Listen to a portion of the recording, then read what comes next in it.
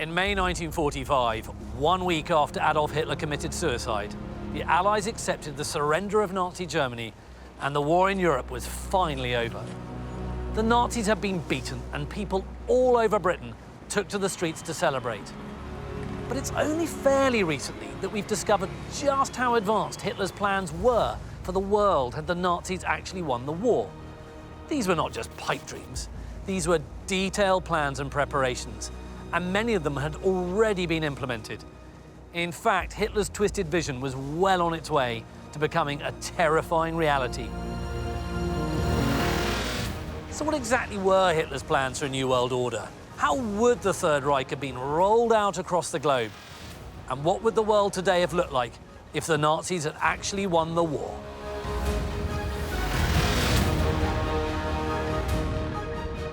In this series, we'll look at the details of Hitler's plan for global domination, how the world he wanted to create would have been made possible not only through military might, but also by colossal infrastructure and building projects, how huge displacement and thought control were already well underway, and how the evil of Nazism would have shaped a very different world for all of us.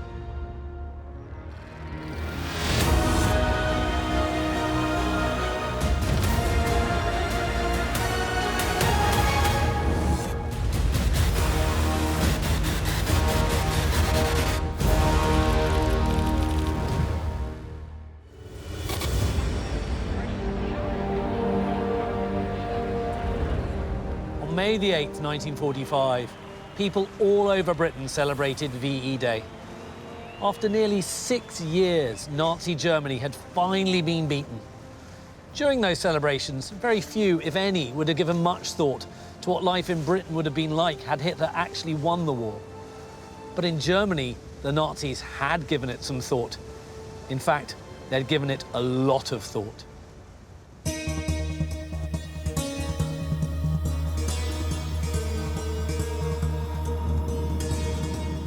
In pre-war Britain, Liverpool was a hugely important city. Its port served as a gateway to the Atlantic, providing the country with vital supplies such as food, fuel and raw materials. But it was also the scene of Nazi pre-war spying.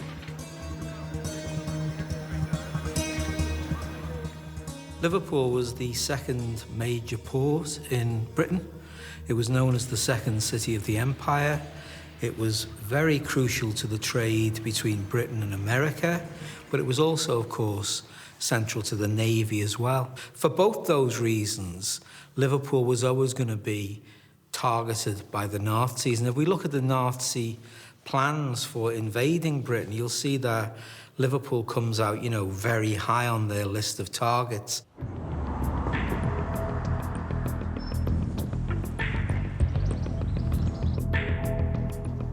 Before the outbreak of the Second World War, Liverpool University took part in the Austauschdienst, or the German student exchange programme. Now, the students who arrived from Germany were put up by local families, and most were very eager to study and to learn while immersing themselves in British culture. But some of those who came over, including the student who stayed at this house, had ulterior motives.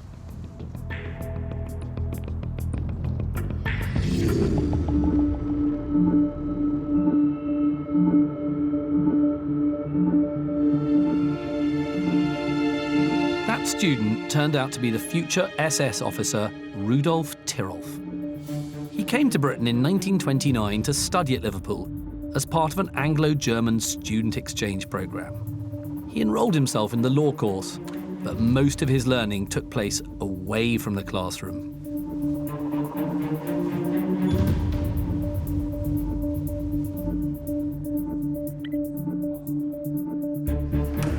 Here in the university's Special Collections Archive, they still hold a copy of his student file. To tell me more about his time here, I've come to meet Dr. Miriam Wilkes-Heeg of Liverpool University's Department of History. Now, we know that Tirolf, by September 1940, puts together a pretty extensive report about his time in Liverpool. Why does he do it then, and do we know what was in it?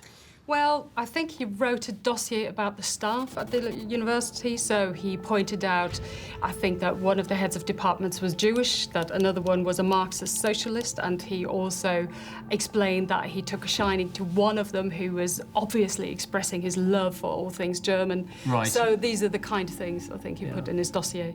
So why does Tyrolf come to Liverpool? What's so interesting about Liverpool as a city? Well, I mean, Liverpool was a vital place for the Germans. The Germans were really interested in Liverpool. It was the gateway for supplies. It was also a naval headquarters, and it was a place for shipbuilding, obviously. So lots of submarines were built in Birkenhead, and those were obviously also then the areas which were targeted by the Germans in the Second World War. They had a huge espionage effort, both before and especially during the war. They had their embassy staff, they had Germans working in Britain. Every German was potentially a spy, and very often was. There weren't just people like young Rudolf here who were doing it. You hinted that there were other members, other students who were doing this. Can you tell me a little bit more about that? Yes, well, as I mentioned, so the exchange program existed for, a number of years, and so quite a few Germans came to study in Liverpool throughout the 1930s. And then in 1938, when one student was caught actually rifling through the desk of a professor, and he was looking for information on German refugees, and he was caught. And after that, the exchange program was terminated. It is fascinating to see this document, and it provides us with something very physical and tangible that we have about this young man who would then go on and become a captain, a Hauptsturmführer in the Gestapo, and use the intelligence he gathered just as a very young man, and it's there right in front of us. This proof, and it is fascinating. The information and intelligence gathered by Nazi pre-war spying in Liverpool would go on to be used against the city with devastating effect by the German Luftwaffe. Like a number of other ports and industrial centres, I mean, Liverpool obviously was of interest to the Germans, and of course did suffer from the Blitz when that began in September 1940, and even before then, and the bombing in May and spring of 1941 was very heavy. The Blitz, of course, was intended to knock Britain out of the war and to attack places like Liverpool, important ports.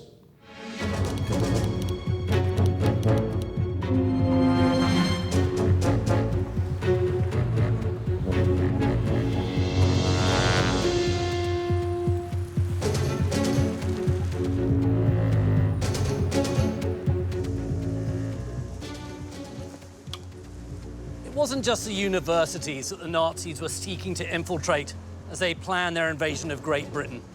If you had been around in the late 1930s, and specifically in 1937, you would have seen lots of young German men cycling around Britain. These were members of the Hitler Youth, and they weren't on just some innocent touristical adventure. No, what they were doing was gathering as much intelligence as they could on the British Isles. They weren't cycling, they were spikling.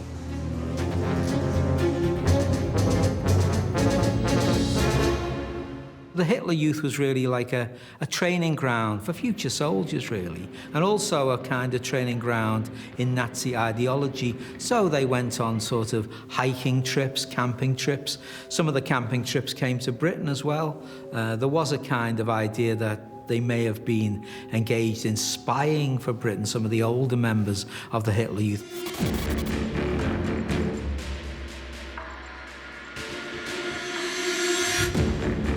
Recently declassified files showed that there was a real concern about these cycling tours. They show that MI5 had requested surveillance of these groups when it was discovered that a German cycling magazine had published an article which was thought to contain a message to all Nazi groups cycling in foreign countries. Impress on your memory the roads and paths, villages and towns, prominent church towers, and other landmarks so that you will not forget them. Make a note of the names and places, rivers, seas, and mountains. Perhaps you should be able to utilize these sometime for the benefit of the fatherland.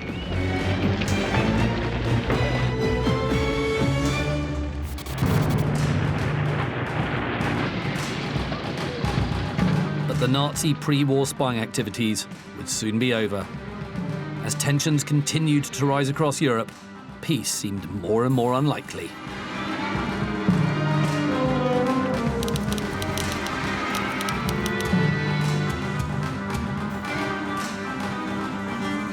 In September 1939, after the invasion of Poland, Britain and France declared war on Germany. However, by the following summer of 1940, the Germans had not only overrun the Low Countries of Holland and Belgium, but they had then stunned the world by forcing the French to their knees in just 46 days. That defeat was almost as humiliating for the British, as the invasion of France necessitated the famous evacuation of hundreds of thousands of troops from Dunkirk.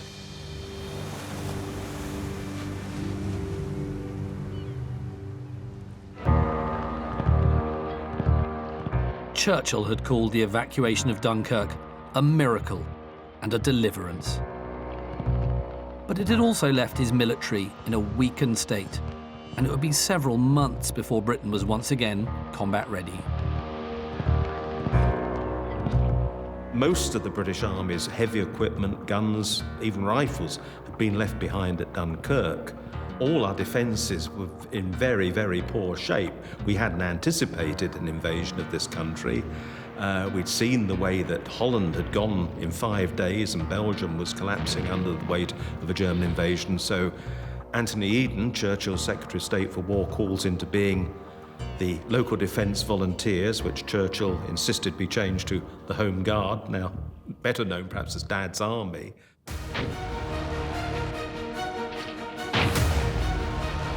The German army, with all its might, was at the gate. It had crushed all before it in just a few days, and Britain was next on the list. Invasion seemed inevitable, and so the country began making preparations to meet it.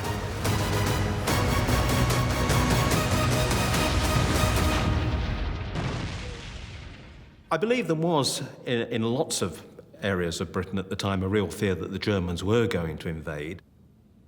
I think the invasion fear was real. It seems as though Britain is on the edge of invasion.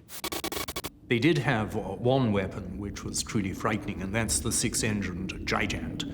At that time in 1940, just gliders, but later with 6 engines. They could carry about 200 men. That would have been a tough thing to deal with. And of course, they had perfected paratroop assault, the first people ready to do that, as they did on Crete. Everyone was holding their breath. They're expecting paratroops. They're expecting the worst, and it was a universal belief, actually. There was going to be an invasion, definitely. German plan for invasion of England. Phase 1. Knock out the Royal Air Force and its bases. Get control of the air and the sea lanes across the Channel.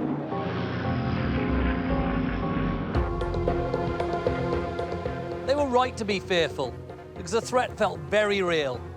Hitler had put into motion Operation Sea Lion, the long-planned invasion of Britain. Well, Operation Sea Lion was the plan to invade Britain. Part fantasy, part propaganda, part reality. They did, of course, have equipment lined up. They had pontoons, landing craft, all of those things. That really started after the fall of France with the German Navy, Air Force, and the German Army, and Rhine barges were assembled to carry over the troops, and exercises were conducted as well.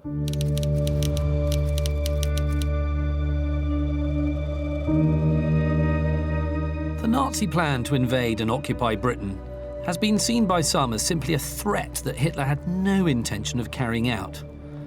But here, at the Bodleian Library in Oxford, they hold a vast collection of documents that show how the Nazis' intention to capture Britain was planned with frightening detail. These don't just show landing points or where men and troops are stationed. What they show are the boring nuts and bolts of a country, the infrastructure. It's not as exciting as where submarines are or battleships, but actually it's vitally important if you want to control a country. This is the complete layout of Britain's electricity network. It runs all the way from Scotland right down to Cornwall to Kent. It has a detailed scheme of London, shows where all the underground cables are located. It also shows the strength of all the power stations, how much output they were doing. It's an immensely detailed map. And then what do we have here? We got this second map, even larger map, again produced at the height of the Battle of Britain, September 1940. And this is your complete guide to the telephone and telegraph network. On the other side, it also shows every radio station in Britain. Now, some people might say that, you know, radio stations, telegraph networks and electricity networks are boring and not particularly exciting. And actually what we really want to look at is landing sites and battleships and where troops are. I disagree. I think that infrastructure and the German knowledge of our infrastructure is absolutely chilling and shows how advanced their plans were.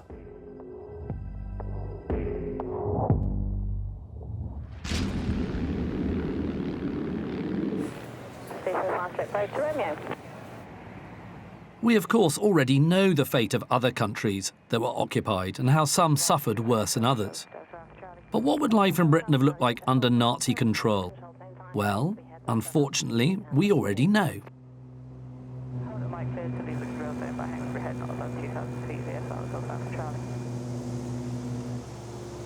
Now, it's often forgotten that the Nazis really did invade the British Isles. You probably think I've got my history spectacularly wrong, but let me assure you I haven't, because I'm on my way to the Channel Islands, which the Nazis did invade in 1940 and held on to for 5 long years.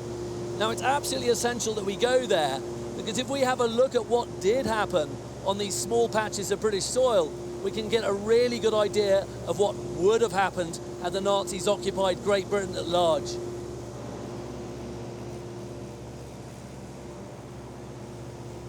Well, the Channel Islands are very important. If the British had continued to have them, they would have had a major strategic asset from which to launch attacks on Europe, commando raids, attacks on the French coast, all of those things. So it was actually quite important that Germany have those. This is the island of Alderney, one of the smaller Channel Islands and the closest to mainland Britain. Today, it's a beautiful and peaceful island, but during the Second World War, Alderney was a very different place. To find out more about what happened here, I've come to meet historian and Alderney resident Dr. Trevor Davenport. Why were the Channel Islands invaded, and why did Hitler even bother to do so? Well, of course, after he'd conquered France, he saw the Channel Islands as a potential, well, military area, really, to help defend the Channel from his point of view. But the other reason is, of course, he really wanted to capture British soil, because it would have been a nice feather in his cap. The Nazis would have put into place very, very similar policies to those that they had in place at home. So there was always an ideal community that Hitler was trying to achieve. He had his methods and aims and ways of achieving that. And I think, given the opportunity, he would have applied those anywhere. Well, it was an enormous shock because it looked like Britain. You had the familiar images of policemen and little red telephone kiosks, suddenly surrounded by stormtrooper types. And of course, the Germans played it for all they're worth. As one looks at the newsreel film at the time of the British Bobby talking to a German Luftwaffe officer, the bands marching past Lloyd's Bank, that type of thing. He built a massive amount of bunkers for such a tiny island. And he ended up building 5 artillery batteries, 13 strong points, of which we're in one here, 12 resistance nests, 3 defense lines, and 32,000 mines on this island, and 23 anti-aircraft batteries. Who built all these fortifications? So most of them, the big bunkers, were built by the forced laborers, and the breakwater was repaired by them. Tunnels were drilled by them, but I would say probably 90% of the work over it was done by the forced laborers. And that must have come at a huge human cost. It did. It came at a great human cost. I mean, 400 died here. And when you consider 400 out of 4,000, that's 10%.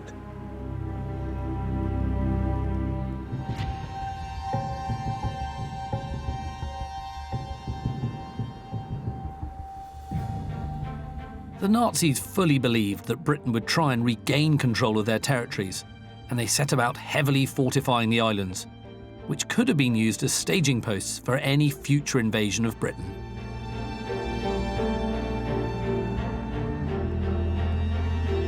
Even today, Alderney is littered with bunkers, turrets and observation posts, most of which were constructed by forced labour.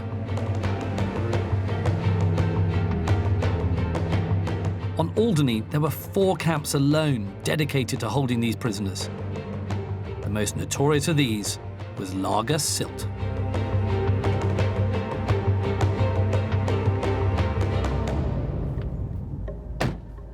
It's extraordinary to think that here on Alderney, the Germans operated 4 camps, 3 work camps and 1 SS concentration camp. It's thought that the total inmate population numbered about 6,000, although that number fluctuated. What is certain is that between January 1942, when some of the camps here began operating, and 1944, when they were closed, more than 700 people were killed. That figure could be a lot higher, but we'll never know for sure. Camp Sylt was commanded by a man called Maximilian List, who was your typical nasty piece of SS work. Alderney was a plum posting for him. He had his own villa built right on the outskirts of the camp, and it had a lovely view of the channel. And behind it, he even had built his own tunnel.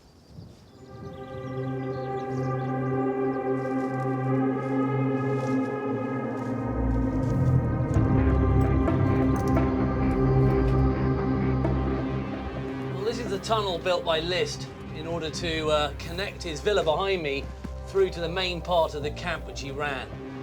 Now, he built this tunnel as a private entrance to the camp, which meant that he could come down here maybe any time of the day, and he would then secretly appear at will and thereby frighten the prisoners. Life at Lager Sylt was brutal and inhumane. There were reports from witnesses stating that many of the prisoners, clothed in tattered striped uniforms, were either lame or crippled, with many of them forced to work in bare feet. It seemed as if the cruelty of the guards knew no bounds. Their rations were pitiful. They had half a litre of soup in the morning, half a litre of soup in the evening, and they had to do a full day's work on the quarries and building concrete fortifications. And of course, if they didn't do their work, they were executed.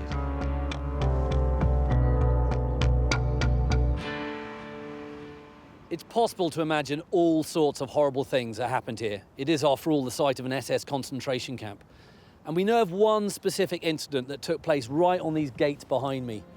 A young 18-year-old Russian prisoner decided to run away. He wanted to go back home, which is, of course, impossible. And when he was caught by the SS, he was strung up, crucified between these 2 gate posts and left to die overnight on a cold December night. But what makes this story even worse is that the SS Commandant decided to drench him in freezing cold water. So, of course, he then froze to death here on these very posts.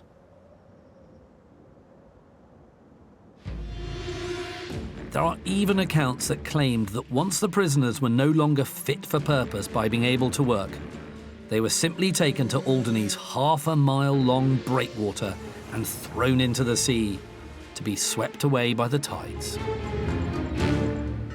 Well, I think that a number of historians have debated, really, whether an occupation by the Germans of the British Isles would have resembled that of the German occupation of the Channel Islands. Undoubtedly, I think, there would have been concentration camps, and some of the plans for occupation of Britain were really quite ruthless.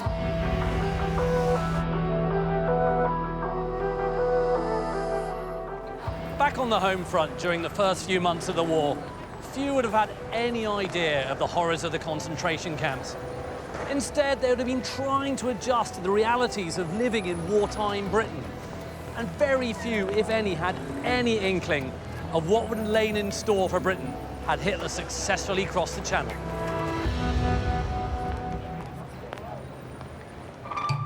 In the event of a full-scale invasion, key members of the British establishment would most likely have fled the country, including our own royal family.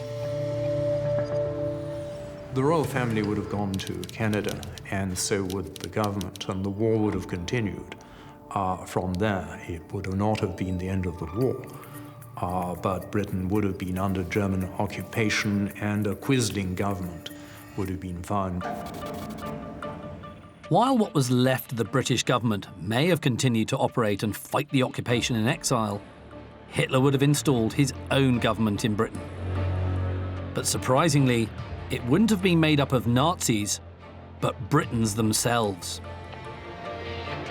Whether a sort of a Vichy-style regime would have been established in Britain with the Germans occupying key spots but allowing a British government, probably under Lloyd George, Sir Samuel Hoare, the Duke and Duchess of Windsor back on the throne, as a lot of people have speculated, whether that would have been what the German occupation would have been like.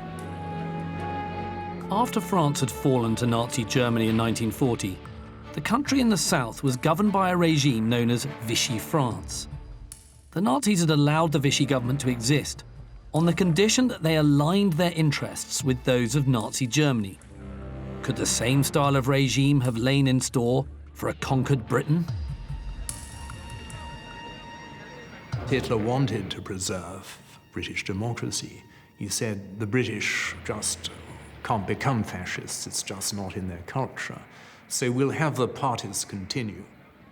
They'd have a series of regional governments, one of them based in the southeast, the biggest one, Birmingham was cited, Manchester, Yorkshire, and they had a Scottish centre of government as well, and Northern Ireland. So they were going to sort of run it like they did in Germany itself.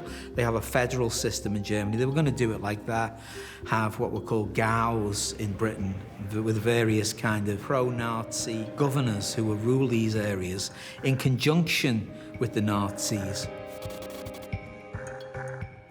We were considered, of course, an Aryans, and Germanic cousins, and that might have been in our favour or might not. I think the Germans have a motto or quotation, "Be my brother or I'll bash your head in." And that was certainly, I think, the Nazi philosophy as regards Britain.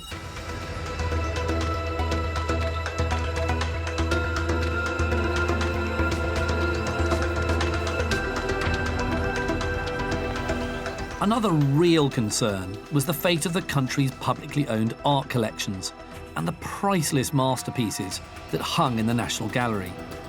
Having seen how the Nazis had bombed museums and looted from the countries they had occupied, Britain established a plan to have the nation's treasures moved to various secret locations.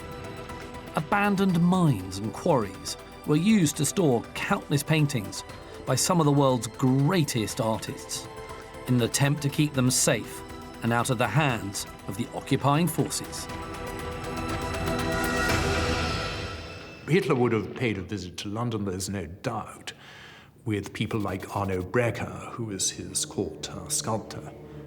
There's the famous picture of Hitler in front of the Eiffel Tower, but on his right, the man in the leather who looks like a Gestapo agent is in fact a famous sculptor. I really do feel that maybe the Elgin marbles might have traveled across the North Sea and ended up in Berlin.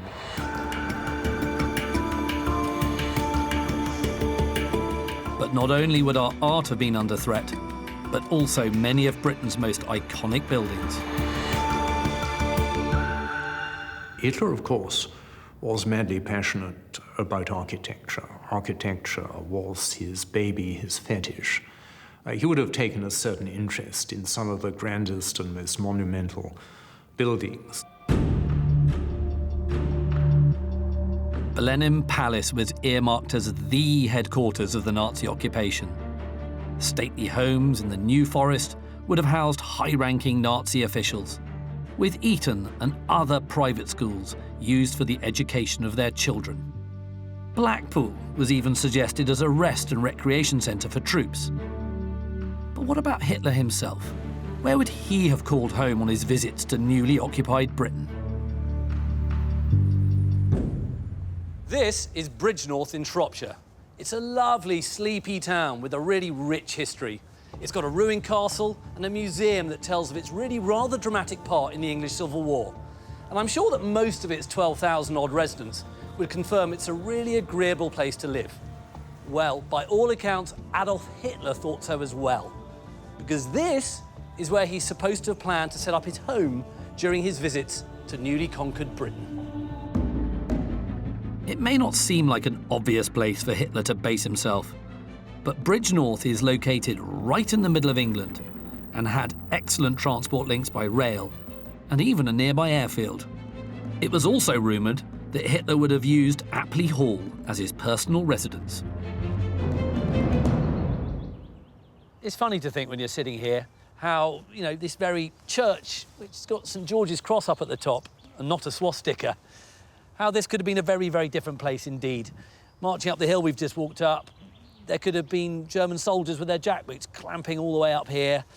And behind me coming out of there, you might expect a bride and groom, but it could have been, a man in SS uniform getting married to his British sweetheart. It would have been a very different place indeed.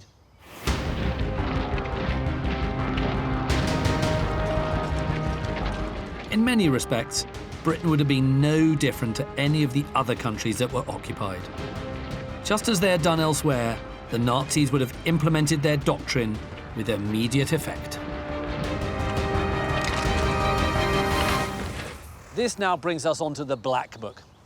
This is a highly sinister document, and it contains the names of all those the Nazis considered dangerous and subversive. There are exactly 2,820 names on this list, and all of them were earmarked for immediate arrest.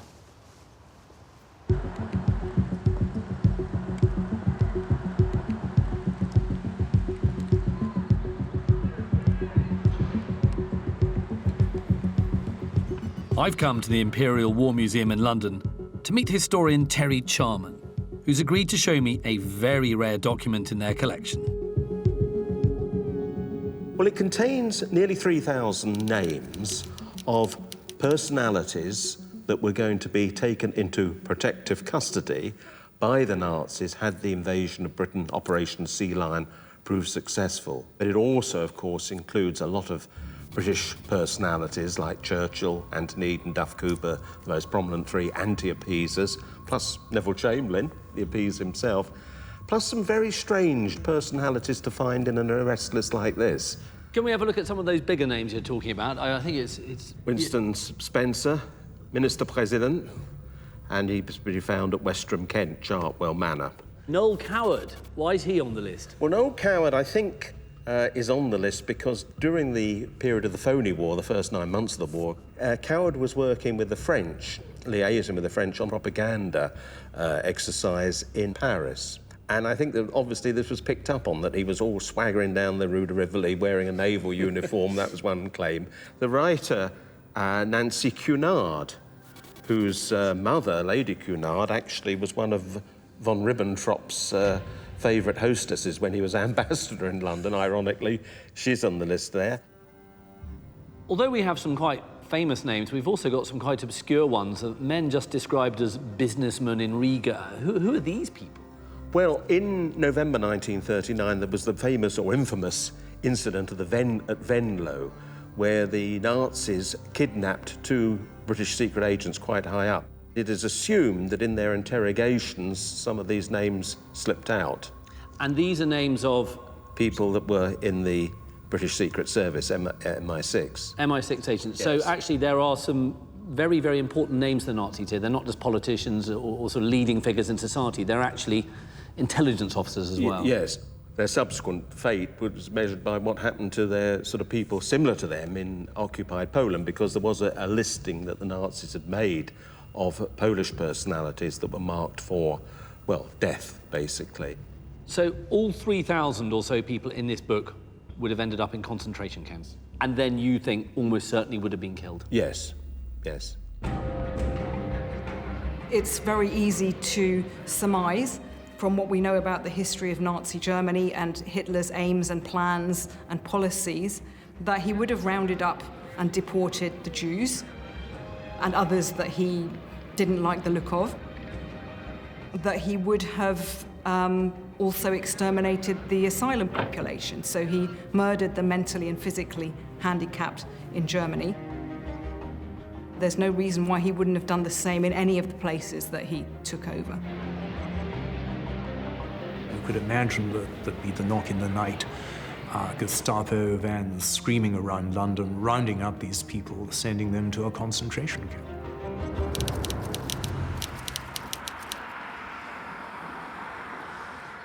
In 1940, the threat of a Nazi occupation of Britain seemed all too real. So I'm on my way to Oxfordshire, where I'm going to go and see a highly secret training camp that was set up in order to combat the occupation.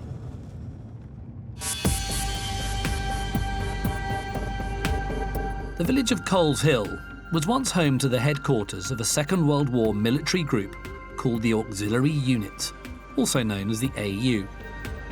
In the summer of 1940, Winston Churchill, worried about the threat of invasion, called for the formation of a unit of guerrilla fighters who, in the event of an invasion, would wage a secret war against the occupying forces.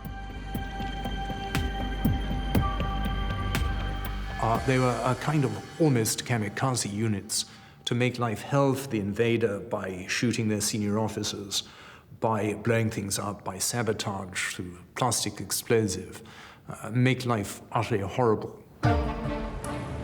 The AU worked in cells consisting of 4 to 8 men who were often farmers, gamekeepers, or even poachers, selected for their unparalleled knowledge of the area. To keep them hidden, the Royal Engineers constructed specially equipped hideouts from which they could launch their attacks. These were known as operational bases. Tom Sykes is part of the Coles Hill Auxiliary Research Team, and his father was an actual serving member of the AU. The operational bases were always in secluded areas where the public didn't normally go, and they weren't normally on a footpath. They were somewhere hidden in the woods. And each operational base may have had an observation post where they had one man looking out to see if there were any German patrols and the like. The observation post was selected for its clear views of the surrounding area, allowing the AU to conduct a reconnaissance on the Nazis and to keep the enemy in view as they approached. You can almost imagine this being the view where you would have seen, say, a German patrol, where it is now. Some of these would have been sighted near roads, also close to their bases, but near a road, and they can make notes of convoy movement. Got it. OK, so they're spying. Yes. Yeah. Yeah. They would then be able to report their findings back to the nearby operational base. Now, Bill, you assure me that somewhere around here is an operational base. Yes. Would you mind showing it to me? My pleasure. It's somewhere down there, is it? Yep. Really?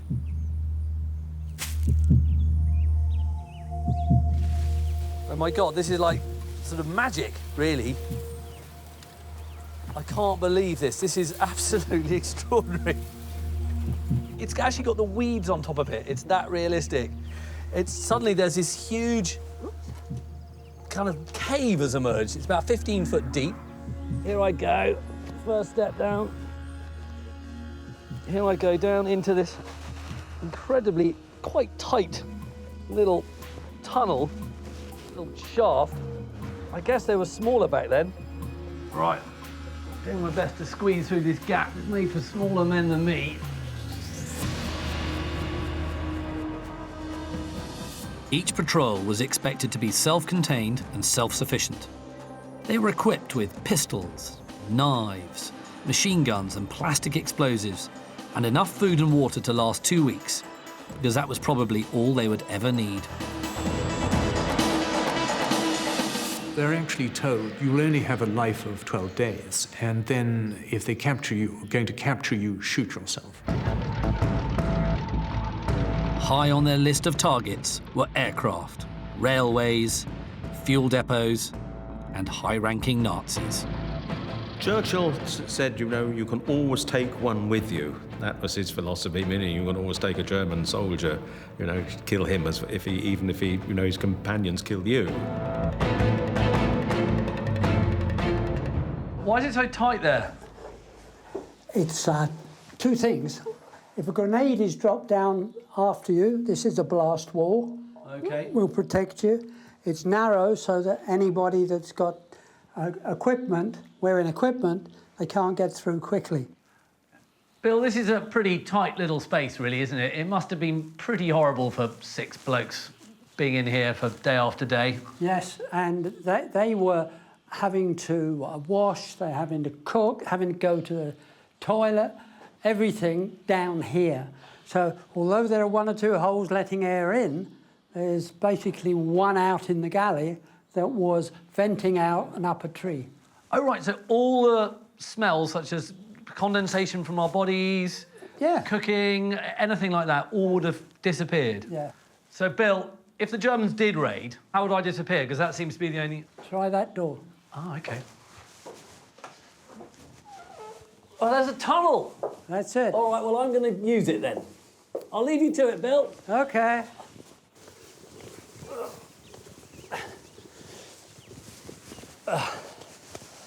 Well, I'm glad to get out of there. It's nasty, it's cramped, it's horrible. You know, one level, though, it does feel like, you know, I've had a bit of a lark in there, you know, and it feels like you're a boy playing camps in the woods. But actually, this was real. This is a real tunnel. That was a real bunker built by men who thought that this country would not only be invaded, but occupied. This is men playing war games, real games.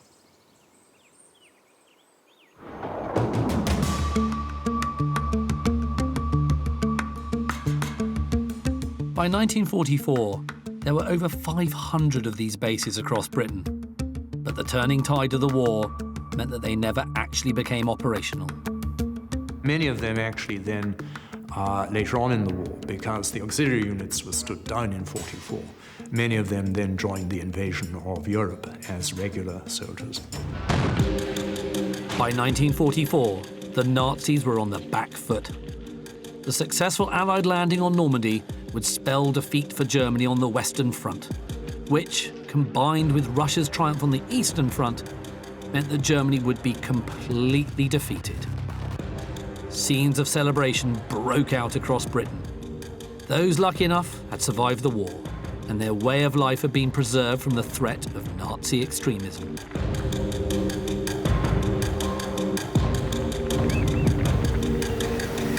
But other countries weren't so lucky. In the places he did conquer, Hitler was able to put his plans into motion and started to build an extremely dark new world. In uns, was wir Zeit und hinter uns